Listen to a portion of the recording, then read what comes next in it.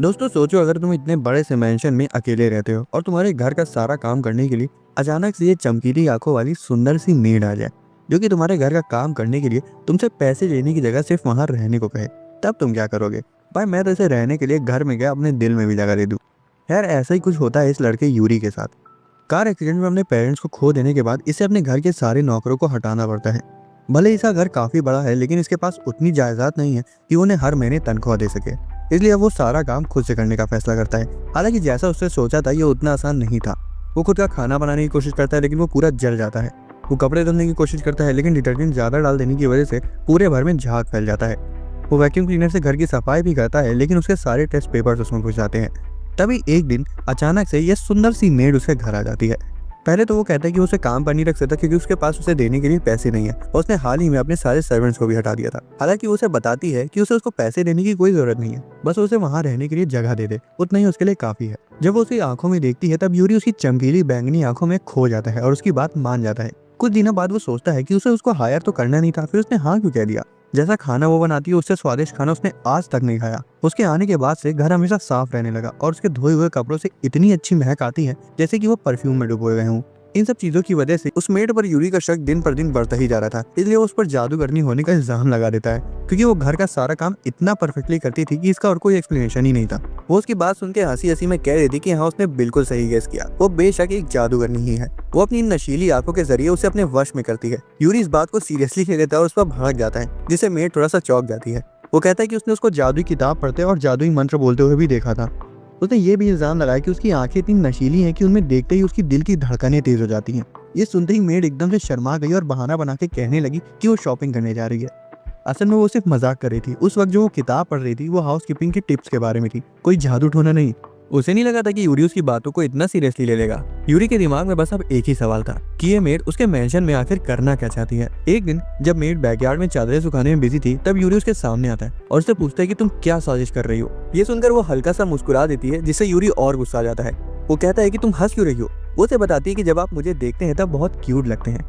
ये सुनकर यूरी और गुस्से में आ गया और कहने लगा कि मैं क्यूट नहीं लगता, और तुम जितनी भी क्यूट क्यों ना हो, मैं तुम्हारी बातों में नहीं आने वाला। यूरी से बार बार पूछे जा रहा था कि आखिर उसका असली मकसद क्या है, लेकिन मेड बस थोड़ा सा मुस्कुरा कर बोलती है कि मैं अभी आपको नहीं बता सकती। अगले दिन सुबह मेड ने फिर से काफी स्वादिष्ट ब्रेकफास्ट बनाया।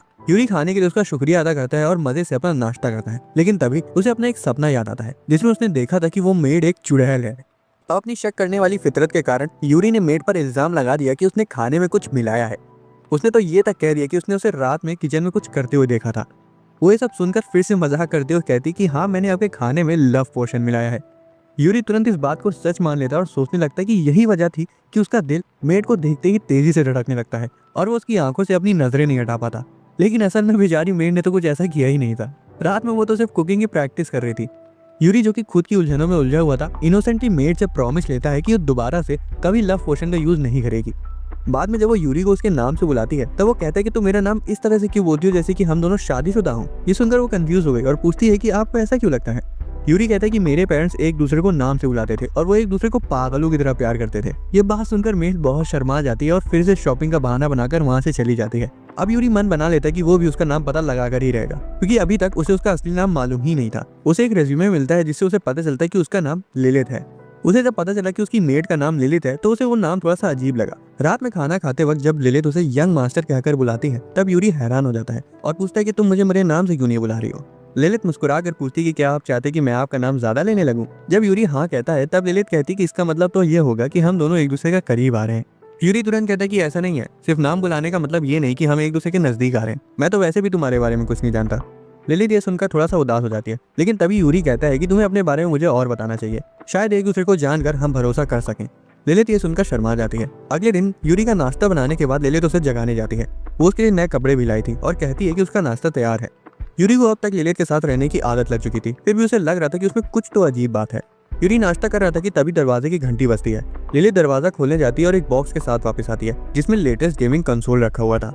यूरी इसे देखकर बहुत एक्साइटेड हो जाता है और लिलित उससे पूछती है कि क्या ये आपको पसंद आया। तब उसे समझ आता है कि लिलित ने उसके लिए खरीदा है। उसे अपने सारे नए कपड़े भी याद आने लगते हैं जो कि उसके पास अचानक से आ गए थे। वो घबरा जाता है और उसके दिमाग में ये सवाल घूमने लगता है कि वो उसे इतनी सारी नई चीजें क्यों दे रही है। वो उसे सवाल पूछता है और उसके जवाब देने से पहले लिलित पर इल्जाम लगा देता है कि वो उसे गिफ्ट के जरिए कंट्रोल करने की कोशिश कर रही है। लिलित शर्माते हुए एक बार फिर से उससे मजाक करती है और कहती कि हाँ यंग मास्टर, आपने बिल्कुल सही समझा। मैं आपको अपना बनाने के लिए तोहफे देकर आपको वश में करना चाहती हूँ। यूरी तुरंत कहते हैं कि तुम्हें मुझे इंप्रेस करने के लिए ये सब करने की जरूरत नहीं है, तुम्हारे गिफ्ट्स के बिना भी तुम अट्रैक्टिव हो। वो तो ये तक कह देता है कि तुम्हें मुझे वश में करने की जरूरत नहीं है क्योंकि मैं तुम्हें अपना बनाऊंगा। ये सुनते ही लिलित का चेहरा शर्म से पूरा लाल हो जाता है। कुछ देर बाद यूरी स्टडी रूम में अपना काम कर रहा था, लेकिन लिलित बार बार उसके कमरे में आकर दखल दे रही थी। कभी वो उसके लिए पेस्ट्रीज और चाय ला रही थी तो कभी पूछ रही थी कि क्या वो उसकी पेंसिल शार्प कर दे। यूरी इतना इरिटेट हो जाता है कि वो उस पर चिल्ला देता है कि चुप हो जाओ, तुम मेरे काम में दखल दे रही हो। लिलित तुरंत माफी मांगती है और कहती है कि मैं तो सिर्फ आपके काम आना चाहती थी। यूरी गहरी सांस लेता है और कहता है कि अब जब तुम यहाँ आ ही गई हो तो अकेले बाहर रह के क्या करोगी, इससे अच्छा तब तक मैं पढ़ाई कर रहा हूँ, तब तक तुम यहीं रहो। यूरी पढ़ाई कर रहा होता है। थोड़ी देर बाद लिलित कहती है कि मैं 1 मिनट के लिए बाहर जा रही हूँ। उसके गए हुए थोड़ा सा समय हो जाता है, तब यूरी को उस पर शक होने लगता है।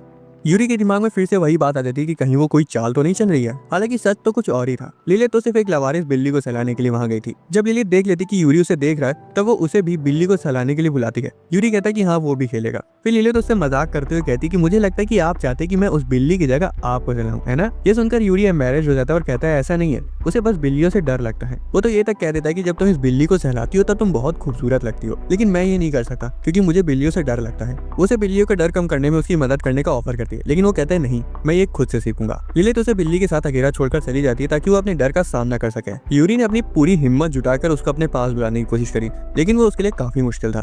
कुछ देर बाद लिलित अपने साथ कैट फूड लेकर आती है और यूरी से उसे खिलाने को कहती है। बिल्ली मजे से अपनी मछली खा रही थी कि तभी एक बड़ा सा बिल्ला वहां आ जाता है। बिल्ली यूरी को उस बिल्ली से बचाने के लिए उसके आगे आ गई। जब यूरी देखता है कि वो बिल्ली उसे बचाने की कोशिश कर रही है तब वो भी उसे बिल्ली से बचाता है। जब तक लिलित वापस आती है तब तक यूरी उस बिल्ली से बॉन्ड बना चुका था।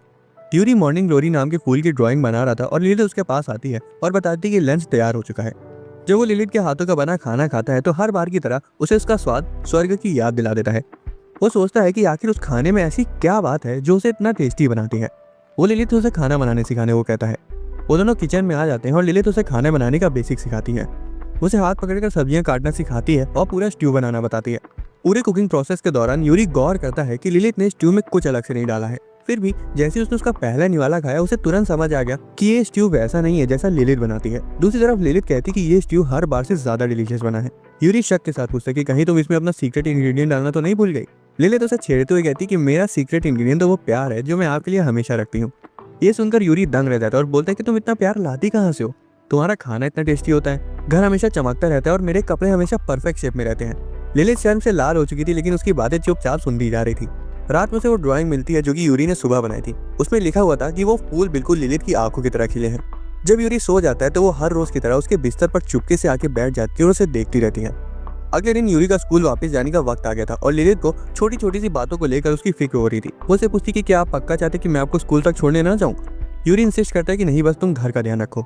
उसके घर से निकलने से पहले लिलित चेक करती कि कहीं उसकी नेक टाई तो लूज नहीं है। उसके बाल ठीक करती है और चेक करती है कि उसके कपड़े एकदम परफेक्ट हो। जब उसने देखा कि यूरी सिर्फ उसकी तरफ घूरे जा रहा है तो वो हंसी मजाक में कहती है कि क्या मैं आपको इतनी पसंद आ गई हूँ कि आपका स्कूल जाने का मन नहीं कर रहा है। यूरी तुरंत कहता है कि हम एक शादीशुदा कपल जैसे लग रहे हैं, मेरी मॉम भी ये सब मेरे डैड के लिए करती थी।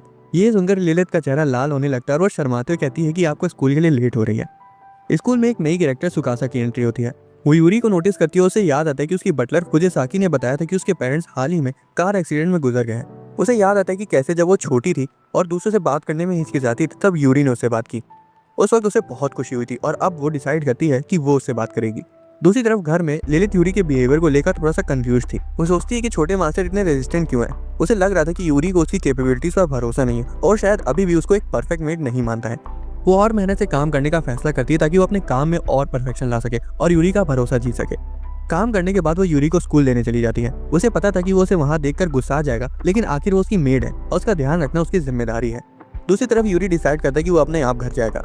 वो जा ही रहा होता है कि तभी वो देखता है कि लिलित वहां उसे लेने आई है। वो गुस्सा हो जाता है क्योंकि वो उसे कह कर आया था कि वो उसे स्कूल ना लेने आए। दूसरी तरफ सुकासा उसे देख लेती है और उसको बुलाने वाली होती है, लेकिन वो उसे एक मेड के पास जाते देख लेती है। वो एक पेड़ के पीछे जाके छिप जाती है और सुनती है कि यूरी अपनी मेड को डांट लगा रहा है। वो तो तब शॉक हो जाती है जब उसे सुनाई देता है कि वो किसी स्पेशल टाइप की रिलेशनशिप के बारे में बात कर रहे हैं।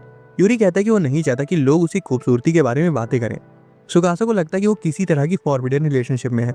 वो यही जानकर इतना एक्साइटेड हो जाती है और दोनों की रिलेशनशिप के बारे में इतना मग्न हो जाती है कि उसे ये तक पता नहीं चलता कि फुजिसाकी उसके पीछे खड़ी है। वो एक्सप्लेन करने की कोशिश करती है कि उसे इतनी देरी क्यों हो गई, लेकिन फुजिसाकी यूरी और लिलित को वहां देख लेती है। हमें पता चलता है कि फुजिसाकी और लिलित एक दूसरे को जानती थी। अब एक दिन यूरी स्कूल से घर आता है लेकिन लिलित वहां नहीं होती। पहले तो वो बहुत खुश हो रहा था कि अब वो पूरा दिन मस्ती करेगा। वो जंक फूड खाता और काउच पर बैठकर कॉमिक्स पढ़ता है। दूसरी तरफ लिलित असल में अपने यंग मास्टर के लिए रात का खाना बनाने के लिए सामान लेने आई थी, लेकिन जो उसकी डिश का मेन इंग्रेडिएंट था वो पूरी मार्केट में कहीं नहीं मिल रहा था। वो दूसरी डिश बनाने की जगह इंग्रेडिएंट खरीदने के लिए दूसरे कस्बे चली जाती है। इस दौरान यूरी गौर करता है कि लिलित को काफी देर हो गई है। उसे इसकी चिंता होने लगती है और वो सोचने लगता है कि वो कहाँ निकल गई होगी कि उसे आने में इतनी देर हो रही है।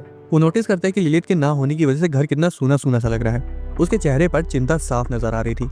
वो उसे कॉल भी करने की कोशिश करता है, लेकिन वो अपना फोन घर पर ही भूल गई थी। दूसरी तरफ लिलित को जो इंग्रेडिएंट्स खरीदने थे वो उसे मिल गए थे, हालांकि काफी देर हो चुकी थी और ट्रेन भी इंस्पेक्शन की वजह से डिले थी। उसे भी चिंता होने लगती क्योंकि वो अपना फोन मेंशन में ही भूल गई थी और यूरी को कांटेक्ट नहीं कर सकती थी। उसी वक्त फुजिसाकी, जो कि सुकासा की मांगा खरीदने आई थी, लिलित को वहां देख लेती है और उसे घर तक राइड ऑफर कर दी है। जब वो घर आती है तो देखती है कि यूरी काउच पर दुबक कर बैठा हुआ है। वो उसे तुरंत लेट होने के लिए और उसे कांटेक्ट ना करने के लिए माफी मांगती है। यूरी कहते हैं कि तुमने मुझ पर कोई जादू टोना कर दिया है। वो कहता है कि जब वो स्कूल से आया और वो उसे वहां पर नहीं मिली तब वो बहुत उदास हो गया। वो आगे कहता है कि मुझे इसी से समझ आ गया कि तुमने मुझ पर कोई जादू किया है, क्योंकि उसे घर में आने से पहले वो अकेले होने के बावजूद बिल्कुल ठीक रहता था, लेकिन अब जब वो उसके साथ नहीं होता तो उसे अकेलापन महसूस होता है। अपनी आंखों में आंसू भरे हुए यूरी कहता है कि उसने पक्का उस पर कोई जादू कर दिया है, क्योंकि अब वो उसके बिना नहीं रह सकता। उसके बाद वो उसे कसम खाने को कहता है कि अब से वो उसे बिना बताए कहीं नहीं जाएगी। लिलित को पता था कि उसके यंग मास्टर उस पर बहुत नजदीक से नजर रखते हैं। उसे ये समझ नहीं आ रहा था कि वो ऐसा क्यों करते हैं, जबकि वो बस इतना चाहती है कि उसके यंग मास्टर की परवरिश में कोई कमी ना रह जाए। उसे यूरी की चिंता थी, इसी वजह से वो मेंशन में आई थी, लेकिन इतना सब करने के बाद भी वो उस पर शक करता है। हालांकि उसे समझ आ गया था कि वो ऐसा क्यों कर रहा है, क्योंकि असल में वही थी जो अचानक से उसकी जिंदगी में आई, और तो और यूरी को उसके बारे में कुछ पता भी नहीं है, तो उसका उस पर शक करना जायज है। वो उस पर गलत इन्फ्लुएंस नहीं डालना चाहती थी, इसलिए उसने उल्टा उस पर ही नजर रखना शुरू कर दिया ताकि वो हर वक्त अपनी यंग मास्टर का ध्यान रख सके। दूसरी तरफ यूरी को लग रहा था कि वो उसकी कमजोरी ढूंढने के लिए हर जगह उसका पीछा कर रही है। वो उसे पीछे छुड़ाने के लिए भागने लगता है, लेकिन जैसे ही उसे फॉलो करने के लिए भागती है तब उसका पैर लड़खड़ा रहता है और वो उस पर गिर जाती है। जब वो उठता है तब वो कहता है कि अब वो नहीं भागेगा और ना ही उसे कहीं जाने देगा। इतना सब करने के बाद भी यूरी का शक लिलित पर दिन पर दिन बढ़ता ही जा रहा था। एक दिन जब लिलित पोछा लगा रही थी तब भी यूरी से छिपकर तीखी नजरों से देखे जा रहा था। आखिरकार लिलित फैसला करती कि अब वो समझदारी से काम लेगी और एक असल मेट की तरह बिहेव करेगी, ताकि वो अपने यंग मास्टर का भरोसा जीत सके। वो यूरी का सामना करती है और उसे सीधा पूछती है कि आप मुझे इतना देखते क्यों रहते हैं, क्या कभी बोर नहीं होते? यूरी कहता है कि मैं तुम पर शक करता हूँ और मैं तुम्हारे किसी भी जालसाजी वाले प्लान में फंसने नहीं वाला, और रही बात तुम्हें देखते हुए बोर होने की, तो मैं तुम्हें बिना बोर हुए पूरी जिंदगी देख सकता हूँ। लिलित को ये सब बात सुनकर बुरा लग रहा था कि वो चाहे जितनी भी कोशिश कर ले यूरी के करीब आने की, वो सब फेल होती दिख रही थी। उसका दिल उदास हो गया कि वो अपनी यंग मास्टर के दिल तक नहीं पहुंच पा रही है। वो अपने कमरे में बैठकर सोच रही थी कि अब वो क्या करे, कि तभी उसे एक आइडिया आता है। वो यूरी से उसके साथ टाइम स्पेंड करने को कहती है। वो बोलती है कि वो साथ मिलकर खूब मजे करेंगे। वो चेस खेलते हैं और उसे पता चलता है कि खाली यही गेम था जो उसके पापा ने उसे सिखाया था। खेलते खेलते यूरी अपनी पास्ट की मेमोरीज शेयर करने लगता है। वो बताता है कि उसके पेरेंट्स काफी अच्छे और मेहनती लोग थे और उनके साथ बिताए हुए कुछ कीमती पल उसके लिए प्राइसलेस है। यूरी की बातें सुनकर लिलित खड़ी हो जाती है और कहती है कि वो जब चाहे उसके साथ खेल सकता है। वो चेस खेलना जारी रखते हैं और पता ही नहीं चलता कि कब रात हो गई। हालांकि फिर भी यूरी बार बार एक और राउंड खेलने को कहे जा रहा था। एक दिन जब यूरी स्कूल से आता है तब लिलित को उसका बिहेवियर थोड़ा अजीब सा लग रहा था। वो काफी शांत था और सीधा अपने रूम में चला गया।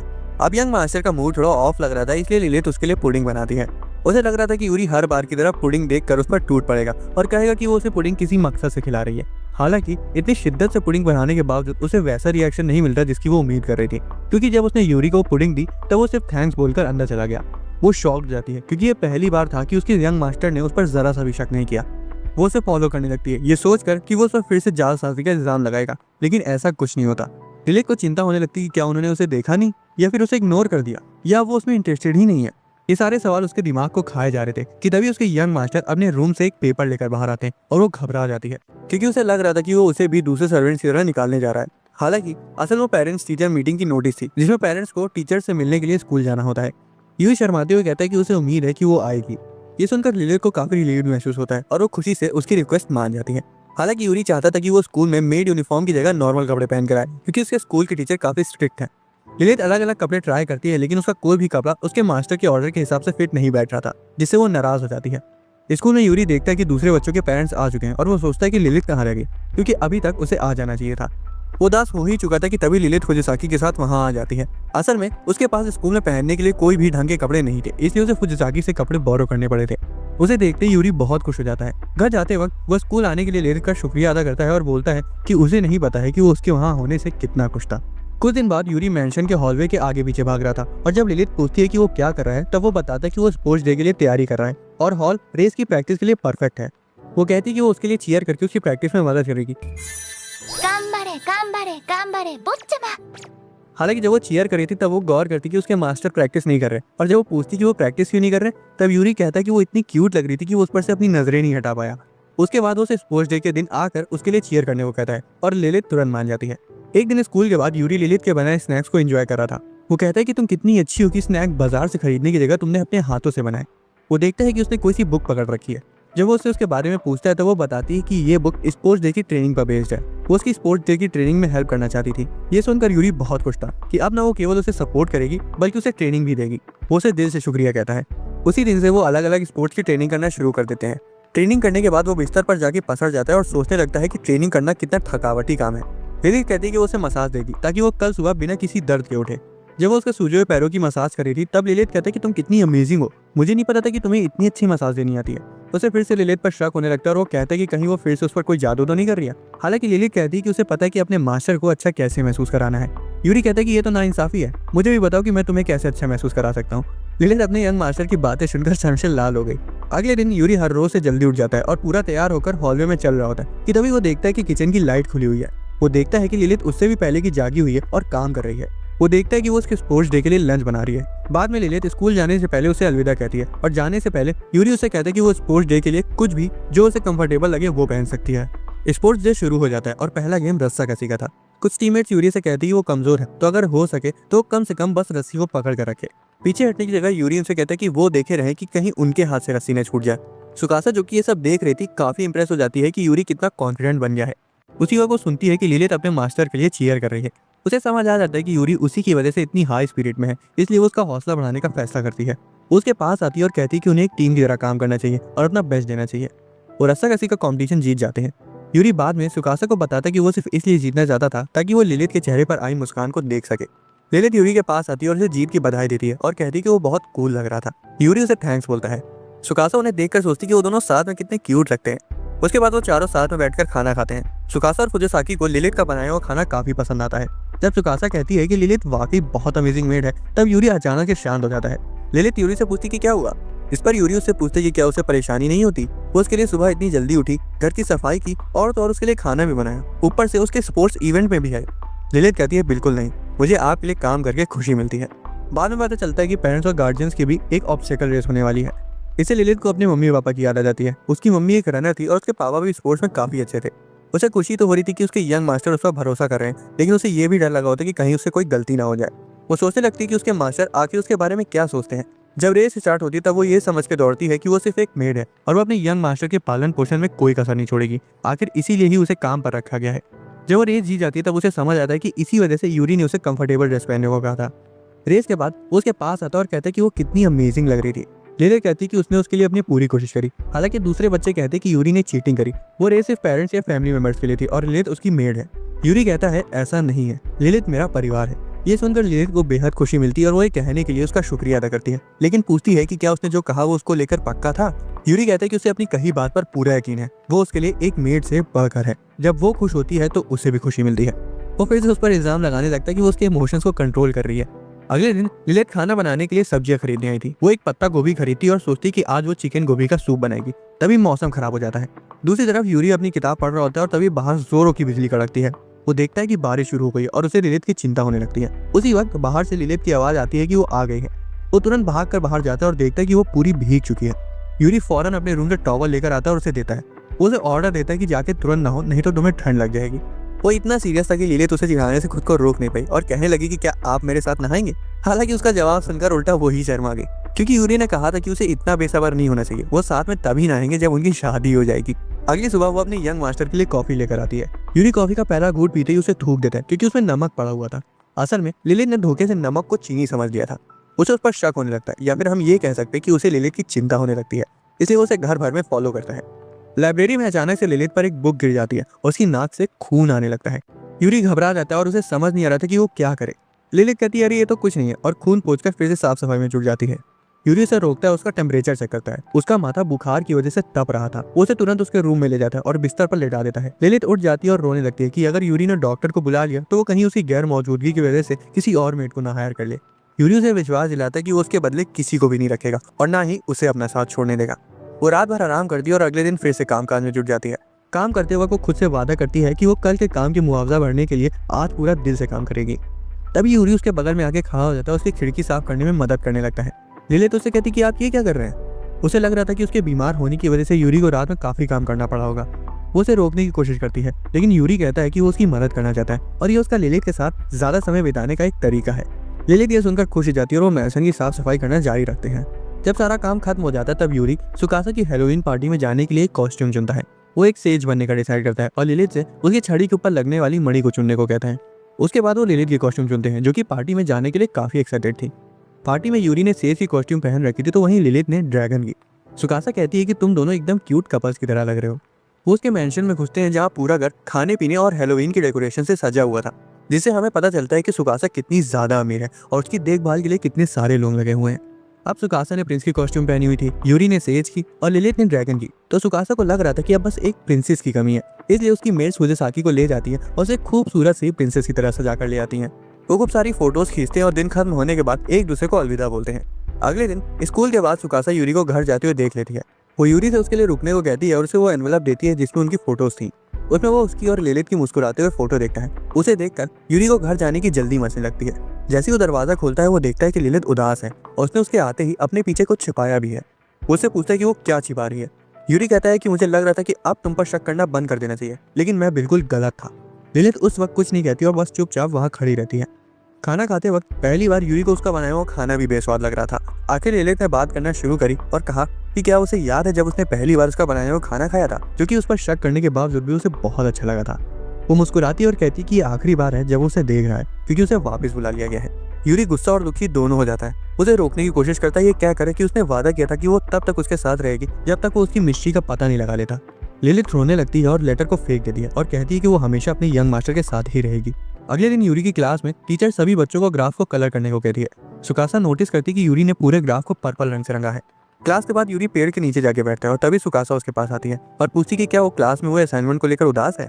यूरी कहता है कि वो स्कूल में हर रोज सिर्फ लिलित के बारे में सोचता रहता है और वो इस बात को लेकर चिंता में है। सुकासा ये सोचकर ही शर्माने लगती कि वो किसी लड़की के बारे में सोच रहा है। वो आगे बताता है कि जब भी उसकी नजरें उस पर पड़ती हैं उसका दिल जोरों से धड़कने लगता है। सुकासा कहती कि वो ये जो महसूस कर रहा है उसे ही प्यार कहते हैं। वो पूछती है कि वो असल में किन किन बातों को लेकर चिंता में है, जिस पर वो तुरंत कहने लगता है कि उसका स्वादिष्ट खाना, और जब भी वो उदास होती है तब खुद ब खुद वो भी उदास हो जाता है। वो इस कंक्लूजन पर आते हैं कि शायद वो बीमार हो चुका है। सुकासा उसके एक्सप्लेनेशन और कंक्लूजन दोनों को सुनकर दंग रह जाती है और फ्रस्ट्रेट हो जाती है कि वो इतनी सिंपल सी चीज नहीं समझ पा रहा कि वो उससे प्यार करता है। घर जाते वक्त यूरी खुद से पूछ रहा था कि आखिर प्यार होता क्या है। लिलित उसका स्वागत करती है और उसे थोड़ा सा छेड़ती है, लेकिन हर बार से बिल्कुल अलग वो बिना शर्माए चुपचाप उसके बगल से गुजर जाता है। लिलित दोबारा से ट्राई करती है, लेकिन वो उसे फिर से अनदेखा कर देता है। वो एक और बार ट्राई करती है और इस बार वो उसे कहती कि आप थक गए होंगे, क्या आप खाना खाएंगे या बात लेंगे या फिर मुझे लेना पसंद करेंगे। लिलित को लगता है कि शायद उसने कुछ ज्यादा ही बोल दिया, लेकिन फिर भी यूरी का कोई रिस्पॉन्स नहीं आता। वो उससे पूछती है कि कहीं उसकी तबीयत तो खराब नहीं है। यूरी उसे बताने की कोशिश करता है, लेकिन एन वक्त पर रुक जाता है। अगले दिन स्कूल में वो सुकासा से इस बारे में बात करता है। सुकासा ये जानकर काफी खुश होती है कि यूरी अपनी फीलिंग्स के बारे में बात करना चाहता है, इसलिए वो उसे अपने घर बुलाती है। घर में वो उसे अपनी मम्मी से मिलवाती है, जो कि उसका खुले दिल से स्वागत करती हैं। लिलित ने सुकासा के लिए कुकीज भी भिजवाई थी, जो कि उसे बहुत पसंद आती हैं। सुकासा यूरी से पूछती कि क्या वो लिलित को भी टी पार्टी में बुला ले। हालांकि यूरी को डर था कि कहीं लिलित उसे छोड़कर सुकासा के मेंशन में काम न करने लगे। सुकासा कहती कि उसे लगता है कि लिलित यूरी के साथ बहुत खुश है और वो सोचती है कि उनका रिश्ता काफी मजबूत है। असल में यूरी को लग रहा था कि अगर लिलित सुकासा के लिए काम करेगी तो वो ज्यादा पैसे कमाएगी और खुश रहेगी। यूरी खुद पर सवाल करने लगता है कि क्या वो लिलित को कभी खुश रख भी पाएगा। सुकासा के थोड़ी देर समझाने के बाद वो अच्छा महसूस करता है और फिर वो उसे कई सारी रोमांटिक बुक्स देती है ताकि वो अपनी फीलिंग्स को अच्छे से समझ सके। जब वो घर आता है तब लिलित उसका स्वागत करती है। यूरी कुछ देर वहीं खड़ा उसे घूरता रहता है। वो थोड़ा सा कंफ्यूज हो जाती है कि उसके मास्टर उसे घूरे क्यों जा रहे हैं। तभी अचानक से यूरी मुस्कुराता है, ये सोचकर कि अच्छा है कि लिलित उसके साथ खुश है। जिसमें सभी को एक ऐसी ड्राइंग बनानी थी जो किसी चीज या इंसान की असली फितरत दिखाए। यूरी ने सोचा कि वो लिलित की तस्वीर बनाएगा और इस असाइनमेंट को पूरा करते हुए वो उसकी असली रूप को दिखाने की कोशिश करेगा। पहली बार उसने लिलित की एक तस्वीर बनाई, लेकिन जब उसने लिलित को दिखाया तो उसे लगा कि वो उस तस्वीर से खुश नहीं है, इसलिए उसने वापस से शुरू से बनाने का फैसला किया। लिलित ने उसकी पहली तस्वीर की तारीफ भी करी, पर यूरी ने कहा कि उस तस्वीर में लिलित की वो खूबसूरती, नजाकत और अंदाज नहीं दिख रहा था जो वो दिखाना चाहता था। उसने कई बार कोशिश करी, पर हर बार उसे लगता कि कुछ कमी रही जा रही है। दिन भर लिलित के बारे में सोच सोचकर उसकी नींद उड़ चुकी थी। लिलित ने उसे सुलाने के लिए दूध पिलाया, उसके लिए सॉफ्ट म्यूजिक भी बजाई, लेकिन कुछ काम नहीं आया। आखिर में जब वो उसके साथ सोई तभी यूरी चैन की नींद को पाया। भाई मैं तो चाहूंगा कि मेरे सारे सब्सक्राइबर्स को ऐसी ही वाइफ मिले, तो जिसने सब्सक्राइब नहीं किया है वो कर लो, क्या पता मेरी कहीं बात सच हो जाए। अगली सुबह यूरी उठकर पूरी तरह से रिफ्रेश महसूस कर रहा था। वो कहता है कि कल रात मुझे बहुत अच्छी नींद आई। लिलित पूछती कि क्या आपको कल रात का कुछ याद है? यूरी कहता है हाँ, मैंने एक सपना देखा जिसमें मेरी माँ लोरी गा रही थी, वही लोरी जो तुम मुझे सुलाने के लिए गाती हो। यूरी उस दिन और भी ज्यादा मन लगाकर उसकी तस्वीर बनाने में जुट गया। उसने लिलित से कहा कि वो आज रात फिर से उसके साथ सोए, क्योंकि वही है जिसकी वजह से वो चैन से सो पाया था। कुछ दिन बाद उसने अपनी ड्राइंग कंप्लीट कर ली और समय पर क्लास में दिखा दी। क्लास के सामने वो सभी से कहता है कि लिलित उसकी फैमिली का एक जरूरी हिस्सा है। उसकी ड्राइंग इतनी अच्छी थी कि उसने स्कूल के ड्राइंग कॉम्पिटिशन का अवार्ड भी जीत लिया। उस रात यूरी एक सपना देखता है जिसमें एक पर्पल बालों वाली लड़की थी। सपने में उसने उस लड़की के लिए एक फूलों की अंगूठी बनाई। जब वो उसके पास जाकर उसका चेहरा देखने ही वाला था, तभी उसे लिलित की आवाज सुनाई देती है जो कह रही थी कि मास्टर उठ जाइए, सुबह हो गई है। यूरी ने अपनी आंखें खोली और तब तक वो सपने वाली लड़की गायब हो चुकी थी और लिलित का प्यारा चेहरा उस लड़की के चेहरे की जगह आ गया था, जैसे कि वो दोनों इंसान एक ही हों। यूरी से पूछते कि वो आज काम क्यों कर रही है, जबकि आज तो उसका छुट्टी का दिन था। लिलित समझाती है कि छुट्टी के दिन भी सुबह की जिम्मेदारी निभाना उसका फर्ज है। नाश्ता करने के बाद वो अपने कपड़े बदलने चली जाती है और यूरी अपनी स्टडी रूम में बुक्स और असाइनमेंट से अपना मन बहला रहा था। लिलित उसकी स्टडी रूम में आती है और बताती है कि वो अपनी छुट्टी बिताने के लिए बाहर जा रही है। जैसे यूरी से देखता है, उसकी पेंसिल उसके हाथ से फिसलकर जमीन पर गिर जाती है। मैरून रंग की ड्रेस में लिलित इतनी खूबसूरत लग रही थी कि वो एक पल के लिए दंग रह गया। उसके मन में एक अजीब सा डर बैठ गया कि शायद लिलित इतनी सुंदर इसलिए तैयार हुई है क्योंकि आज उसका किसी के साथ डेट का प्लान है। लिलित फिर उससे पूछती कि कहीं उसे उसके बाहर जाने से कोई दिक्कत तो नहीं है, जिस पर यूरी कहते हैं कि एक मास्टर का फर्ज बनता है कि वो अपने सर्वेंट्स को उनका पर्सनल टाइम दे। लिलित उसकी बात सुनकर वहां से चली जाती है। रास्ते में उसे बहुत अच्छी सी खाने की महक आती है। वो सुगंध का पीछा करते हुए एक बेकरी तक पहुंचती है। वहाँ वही पेस्ट्रीज, स्वीट्स और ब्रेड रखी हुई थी जो यंग मास्टर को काफी पसंद थी। वो यूरी के लिए उन्हें खरीदना चाहती थी। रास्ते में वो दो छोटे बच्चों को देखती है जिनका उम्र का फर्क लगभग यूरी और लिलित के जैसा लग रहा था। बच्चे दौड़ रहे थे और मजे कर रहे थे। जब वो कैफे में पहुंच जाती तो उसे यूरी के बारे में सोचकर चिंता होने लगती है कि कहीं उसने समय से खाना खाया होगा या उसे कहीं अकेले रहने में कोई दिक्कत तो नहीं हो रही होगी। तभी फुजिसाकी वहां आ जाती है और उसके सामने आकर बैठ जाती है। वेट्रेस को ऑर्डर देने के बाद वो उस बारे में बात करते हैं जिसके लिए वो आज मिले थे। वो दोनों बातचीत करना शुरू करते हैं और धीरे धीरे बात लिलित की अपने यंग मास्टर के लिए कभी ना खत्म होने वाली चिंता पर आ जाती है। लिलित फुजिसाकी से पूछती कि क्या कभी उसने सुकासा के लिए इतनी चिंता करी है, जिस पर फुजिसाकी तुरंत मना कर देती है। असल में लिलित को उसका और सुकासा का रिश्ता देखकर जलन होती है क्योंकि उसे लगता है कि उसका सुकासा का रिश्ता उसके और यूरी के रिश्ते से बहुत गहरा है। लिलित खुलकर कहती कि वो यंग मास्टर के लिए अपना दिल अब तक पूरी तरह से खोल नहीं पाई है और इस बात को लेकर वो चिंता में है। तभी अचानक से लिलित को कुछ रियलाइज होता है। वो कहती कि फुजिसाकी खुद कितना बदल चुकी है। कहाँ मेड स्कूल में वो सबसे बेकार स्टूडेंट हुआ करती थी, तो वहीं अब वो इतनी प्यारी और रिस्पॉन्सिबल केयरटेकर बन चुकी है। फुजिसाकी अपनी तारीफ सुनकर शर्मा जाती है और लिलित को रियलाइज करवाती है कि उसका रिश्ता भी उसके यंग मास्टर के साथ कितना अच्छा है, क्योंकि स्कूल के दिनों में तो लोग उसके पास तक नहीं आना चाहते थे। अचानक फुजिसाकी को सुकासा का टेक्स्ट आता है जो कि ये जानने के लिए बेताब थी कि उसकी और लिलित के बीच क्या बात हो रही है। दूसरी तरफ यूरी चुपके से लिलित का पीछा कर रहा था। वो इस बात को लेकर पैरानॉइड हो रहा था कि लिलित किसके साथ होगी। तभी उसने एक महिला को देखा जो कि अपने बच्चे के लिए लोरी गा रही थी। उस सीन को देखते ही यूरी के दिमाग में कुछ जाग गया और वो लिलित के घर पहुंचने से पहले लौट आया और फिर दरवाजे पर उसका इंतजार करने लगा। जब लिलित घर आती तब उसके हाथों में यूरी के लिए वही स्वीट्स थी। यूरी ने सीधा उसका सामना किया और बताया कि आज उसने उसका पीछा किया था क्योंकि उसे डर था कि लिलित कहीं उसे छोड़कर चली जाएगी। उसने लिलित के पास के बारे में पूछा और कहा कि वो वही लड़की है ना जिसे उसके पेरेंट्स एक दिन घर लाए थे। लिलित हाँ करती और यूरी शिकायत करता कि उसने अब तक ये बात छिपा कर क्यों रखी। असल में लिलित को लग रहा था कि अगर वो उसे ये बात पहले बता देती तो शायद उसे नफरत करने लगता। अगले दिन सुबह लिलित को यूरी गार्डन में कुछ करते हुए दिखाई देता है। वो उसके पास जाती है और यूरी उसे एक फूलों की रिंग पहनाता है, बिल्कुल वैसे ही जैसे वो उसे बचपन में देता था। स्कूल के बाद उसकी मुलाकात सुकासा से हुई जो लिलित के साथ उसके लव प्रोग्रेस के बारे में जानने को बेकरार थी। यूरी बस इतना कहता है कि हम बस एक साथ सोए थे। जब यूरी को रियलाइज होता है कि खाली वही नहीं था जिसे ऐसा महसूस हो रहा था, बल्कि लिलित भी कई चीजों को लेकर वैसा ही महसूस कर रही थी, तब उसे समझ आता है कि आखिर उसका दिल क्या चाहता है। इसलिए वो भागकर मेंशन जाता है ताकि वो लिलित को बता सके कि वो उसे कितना प्यार करता है। अचानक से एक ऑरेंज बालों वाली मेड उनके मेंशन में आ जाती है और लिलित को उसके पुराने मेंशन में ले जाने की बात करती है। वो दोनों उसे मेंशन के अंदर ले जाते हैं। नात्सुमे लिलित की पुरानी क्लासमेट है और उस मेंशन में काम करती है जहाँ लिलित पहले काम करती थी। वो उसे चाय देती है और पूछती कि वो ऐसे अचानक से यहाँ क्यों आ गई। नात्सुमे डायरेक्टली लिलित से कहती कि उसकी पुराने मेंशन में बहुत जरूरत है और उसे तुरंत लौटना होगा। लिलित पूछती कि अगर वो वापस जाने से मना कर दे तो क्या होगा। नात्सुमे साफ जवाब देती है कि ये फैसला उसके लिए सही नहीं है क्योंकि अब वो ऐसे लड़के के लिए काम कर रही है जो उसे तनख्वाह तक नहीं दे सकता। यूरी तुरंत उसकी बात काटते हुए कहता है नहीं, लिलित मेरी मेड है। वो इस तरह से बोल रहा था कि जैसे नात्सुमे उसका कोई बहुत कीमती सामान उससे वापस मांग रही हो। नात्सुमे कहती कि लिलित का अपना पुराने मास्टर के लिए काम करना ही उसके फ्यूचर के लिए अच्छा होगा। हालांकि इतना सब कहने के बाद भी लिलित वापस जाने से साफ मना कर देती है। वो चाहे उसे जितने लेटर्स भेज दे वो अपना मन नहीं बदलने वाली थी। नात्सुमे ने फैसला किया कि वो वहां रुक कर लिलित को ध्यान से ऑब्जर्व करेगी और तो और यूरी के एक काबिल मास्टर होने की क्वालिटीज को परखेगी, तब जाके वो अपना अगला कदम उठाएगी। उसने यूरी की एजुकेशन और मैच्योरिटी को परखने के लिए उसे थ्योरी ऑफ रिलेटिविटी के बारे में पूछा। अब यूरी तो फाइनेंशियल मैनेजमेंट का स्टूडेंट था, इसलिए उसने उसे अपना पिगी बैंक दिखाया जो कि उसने लिलित को गिफ्ट देने के लिए भर रखा था। यूरी की ईमानदारी और काइंडनेस को देखकर नासुमे थोड़ा तो इमोशनल होती है, लेकिन अभी भी वो कन्विंस नहीं हुई थी। उसने लिलित से कहा कि वो यूरी की मीठी बातों से मैनिपुलेट हो रही है। लिलित उसे अपने यंग मास्टर के बारे में बुरा भला कहने से रोकती है। तभी नासुमे से धोखे से टेबल पर रखा लैंप नीचे गिरकर टूट जाता है। यूरी तुरंत घबरा जाता है और उससे पूछे कि क्या कहीं उसे कोई चोट तो नहीं आई, और लिलित से तुरंत झाड़ू लाकर टूटे कांच को साफ करने को कहता है। यूरी नासुमे से इनोसेंटली कहता है कि उसे पता है कि वो लिलित से कितना प्यार कर रही है, इसलिए उसे वापस ले जाने के लिए इतनी मेहनत कर रही है। अगले दिन यूरी दोनों मेट्स को इन्फॉर्म करके स्कूल के लिए निकल जाता है। अब नासुमे उसको ऑब्जर्व करने आई थी, इसलिए लिलित पूरी शिद्दत से घर का सारा काम करती है।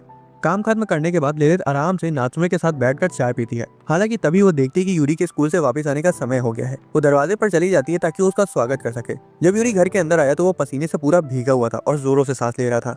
उसने बताया कि वो लिलित से मिलने के लिए बेचैन था, इसलिए वो घर दौड़ कर आया है। उसके बाद बिना किसी शर्म के उसने लिलित से अपने प्यार का इजहार कर दिया। यूरी का इस कदर बोल्ड कन्फेशन सुनकर लिलित और नासुमे दोनों शर्म से लाल हो जाती हैं। लिलित को समझ नहीं आता कि वो इस सिचुएशन का रिस्पॉन्स कैसे दे, और नासुमे को अपने पुराने दिन याद आ गए जब उसके मास्टर भी उसके लिए इतनी ही केयर करते थे। उसने सोचा कि शायद वो यूरी जितनी हिम्मती नहीं है, इसलिए वो अपने मास्टर से कभी भी अपने दिल की बात नहीं बता पाई। बाद में यूरी कपड़े बदलकर वापस उन दोनों के पास आता है। वो नासुमे से ऐसे कैजुअली पूछता है कि क्या वो सच में एक मेड है, क्योंकि वो घर का काम तो कर नहीं पाती है। नासुमे को सुनकर अपनी बेइज्जती महसूस होती है, इसलिए वो अपने आप को प्रूव करने के चक्कर में पोछे वाली बाल्टी को उठा लेती है, लेकिन हड़बड़ी की वजह से वो गिर जाती है और पानी की बाल्टी लिलित और खुद पर लुढ़का लेती है। यूरी उन दोनों की हालत को देखकर काफी सा घबरा जाता है और कहता है कि वो दोनों तुरंत जाकर नहा ले, नहीं तो उन्हें ठंड लग जाएगी। लिलित नासुमे से कहती कि क्या वो उसके साथ नहाएगी। नासुमे पहले तो थोड़ा शर्मा गई, फिर भी उसने मना नहीं किया। नहाते वक्त लिलित ने अपने बर्ताव के लिए नासुमे से माफी मांगी और कहा कि उसे पता है कि वो उसकी बहुत चिंता करती है, लेकिन वो ये भी चाहती है कि नासुमे उसकी मर्जी और फैसलों का सम्मान करे। लिलित ने यह भी माना कि नासुमे के वहाँ होने की वजह से उसका दिल काफी हल्का हो गया है, खासकर उन इमोशंस को लेकर जो कि यंग मास्टर के प्यार और भरोसे की वजह से पैदा हुए थे। नासुमे कहती कि ये जो उसकी फीलिंग है वो इस चीज की ओर इशारा करती है कि उसका मास्टर उसे बेपनाह चाहता है। ये सुनकर लिलित का चेहरा शर्म से पूरा लाल हो गया। यूरी की पर्सनैलिटी को इतने समय तक परखने के बाद उसको समझ आ गया था कि लिलित उस मेंशन को क्यों नहीं छोड़ना चाहती है, फिर चाहे उसे कितनी ही प्रॉब्लम्स क्यों न झेलनी पड़े। लिलित का मेंशन न छोड़ने का फैसला उसके लिए और भी ज्यादा मायने रखने लगा था। अगले दिन जब लिलित नासुमे के रूम में जाती है तो वहाँ कोई नहीं था और सिर्फ खाली चिप्स के पैकेट पड़े थे और एक जूस का गिलास रखा हुआ था। लिलित ने नासुमे के लिए कुछ कुकीज बेक किए थे ताकि वो एंजॉय कर सके, और उसने सोचा कि नासुमे कहाँ चली गई होगी। रूम से जाने से पहले लिलित की नजर टेबल पर रखी हुई एक मैगजीन पर पड़ती है जिसमें क्रिसमस गिफ्ट वाला पेज खुला हुआ था। ये देखकर लिलित थोड़ा सा मुस्कुराती है और सोचती है कि शायद नासुमे क्रिसमस में किसी खास से मिलने वाली है। दूसरी तरफ नासुमे यूरी को स्कूल से लेने के लिए मेंशन से बाहर आ गई थी।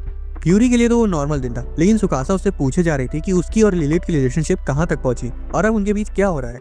उसके इतनी बार पूछने के बाद यूरी सोचता है और बोलता है कि मेंशन में अब एक और फैमिली मेंबर जुड़ गया है। सुकासा खुशी से पागल हो जाती है क्योंकि उसे लग रहा था कि उनके घर में एक बच्चे का जन्म होने वाला है। खैर जैसा वो सोच रही थी वैसा कुछ नहीं था। हॉल में यूरी सुकासा को नासुमे के बारे में बताता है और कहता है कि उसके आने के बाद से मेंशन में थोड़ी सी रौनक आ गई है।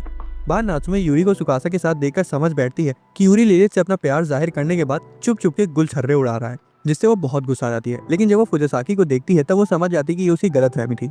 यूरी और नासुमे साथ में घर वापस लौटते हैं और नासुमे लिलित को क्रिसमस पर गिफ्ट देने के अपने प्लान के बारे में बताती है। यूरी कहता है कि हाँ, ये उसके लिए हमारा प्यार एक्सप्रेस करने का एक बिल्कुल सही तरीका रहेगा।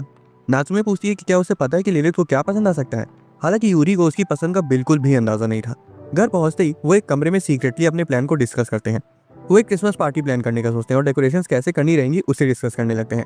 अगले दिन यूरी तो स्कूल चला जाता है, लेकिन नासुमे लिलित से घुमा फिरा कर पूछती है कि उसे क्रिसमस के लिए क्या चाहिए। स्कूल में जब यूरी सुकासा को लिलित के लिए उनकी पार्टी के प्लान के बारे में बताता है तब सुकासा खुश हो जाती है और कहती कि वो भी इसमें उसकी मदद करेगी, और बोलती है कि बाकी की डिटेल्स वो उसके मेंशन में जाकर डिस्कस करेंगे। वो वहाँ जाते हैं और अब सारी प्रिपरेशंस कंप्लीट हो चुकी थी। अब बस लिलित को मेंशन से दूर रखना था ताकि वो पार्टी के लिए सारी डेकोरेशंस कर सकें। रात में जब यूरी डिनर कर रहा होता है तब नासुमे कहती कि उन्हें क्रिसमस सेलिब्रेट करना चाहिए।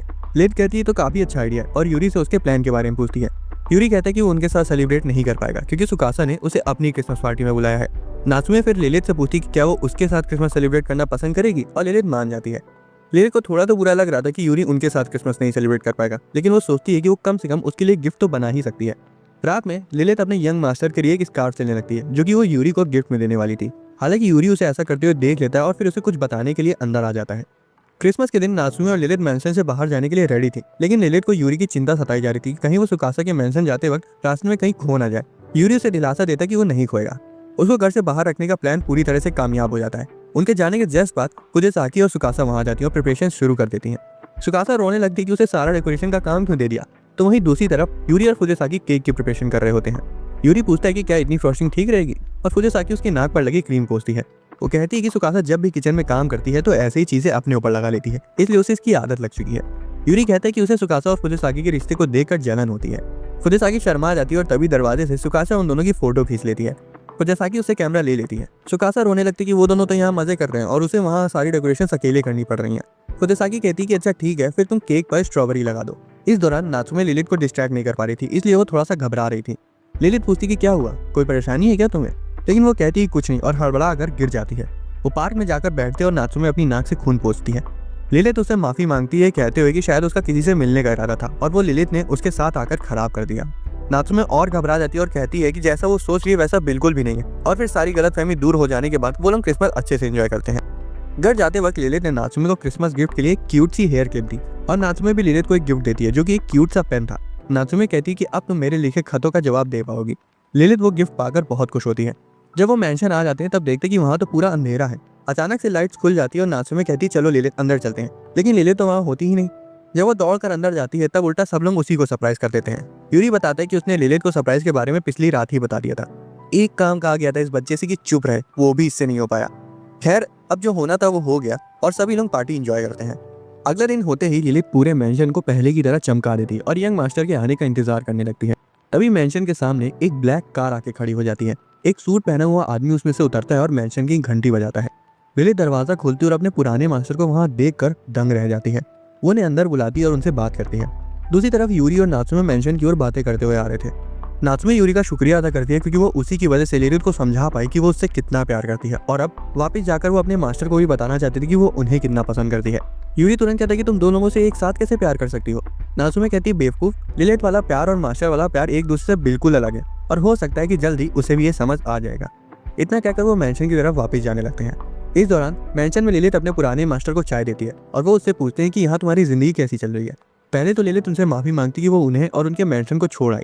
फिर वो पूछती कि कहीं यहाँ आने का लेना देना तुम्हारे पास्ट से तो नहीं है। लिलित कहती हाँ, आपने बिल्कुल सही समझा। जब मेरे माता पिता खत्म हो गए थे तब मैंने अपना घर भी खो दिया था। जब मेरे पास जाने के लिए कोई जगह नहीं थी तब यूरी के पेरेंट्स ने मुझे उम्मीद दी और रहने के लिए अपने घर और अपने दिल दोनों में जगह थी। उसी के पेरेंट्स की तरह यूरी ने भी उसकी आंखों में खूबसूरती देखी। सही उम्र में उसने एक बोर्डिंग मेड स्कूल में दाखिला लेने का फैसला किया ताकि वहां से ग्रेजुएट होने के बाद वो उनके लिए काम करके उनका कर्ज चुका सके। लेकिन जब वो ओल्ड मास्टर के काम के लिए आसान हुई ही थी कि तभी उसे खबर मिली कि यूरी के माता पिता कार एक्सीडेंट में खत्म हो गए हैं। उस वक्त उसने यूरी के बारे में सोचा कि उसे भी उतना ही अकेलापन महसूस हो रहा होगा जितना उसे बचपन में हुआ था। ये कहानी सुनते ही उसके पुराने मास्टर को समझ आ गया कि वो वहाँ क्यों रुकी है। उनकी बातचीत खत्म होने वाली ही थी कि तभी यूरी और नात्सुमे वहाँ आ जाते हैं। नात्सुमे अपने मास्टर को देखते ही शर्मा जाती है क्योंकि उसे पता था कि वो उसे लेने आए हैं। लिलित यूरी को बताती कि वो उसके पुराने मास्टर हैं। यूरी तुरंत लिलित को बचाने की कोशिश करता है और कहता है कि वो अब लिलित को नहीं ले जा सकते। वो यूरी को ऐसा करते हुए देखकर मुस्कुराते हैं और एश्योर करते हैं कि वो लिलित को नहीं ले जाएंगे।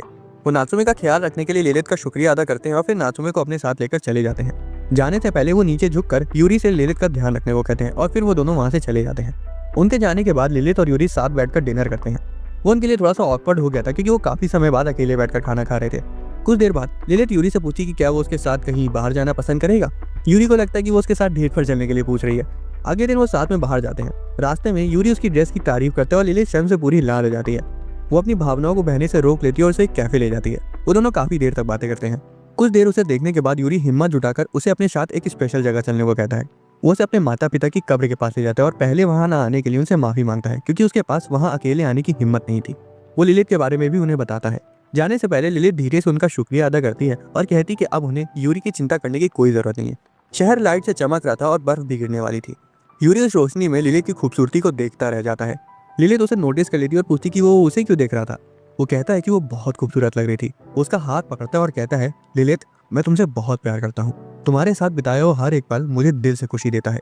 लिलित इस कन्फेशन को सुनने के बाद ब्लश करने लगती है। वो उससे पूछती है कि वो उसके लिए किस तरह का प्यार फील करता है और वो शायद अभी उसका कन्फेशन का जवाब भी ना दे पाए। लिलित कहती है कि जब उसे समझ आ जाएगा कि वो उसके लिए किस तरह का प्यार महसूस करता है तब वो उसके पास ही रहेगी और तब वो उसका जवाब भी दे देगी। दोस्तों, अगर आपको एक्सप्लेनेशन पसंद आया तो वीडियो को लाइक और चैनल को सब्सक्राइब कर लेना। मिलते हैं अगली वीडियो में।